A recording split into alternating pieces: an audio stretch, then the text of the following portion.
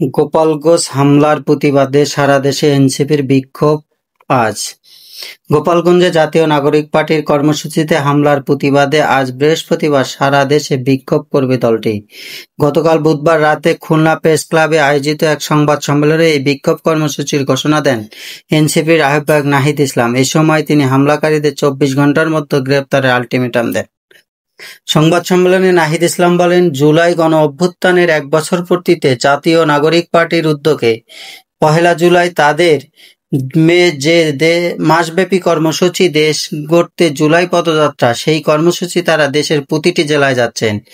গিয়ে জুলাই গণ অভ্যুত্থানের বার্তা ও জাতীয় নাগরিক পার্টির প্রতিশ্রুতি ও স্থানীয় মানুষের সমস্যার কথা শুনছেন। তারই ধারাবাহিকতায় গতকাল বুধবার গোপালগঞ্জে তাদের কর্মসূচি ছিল।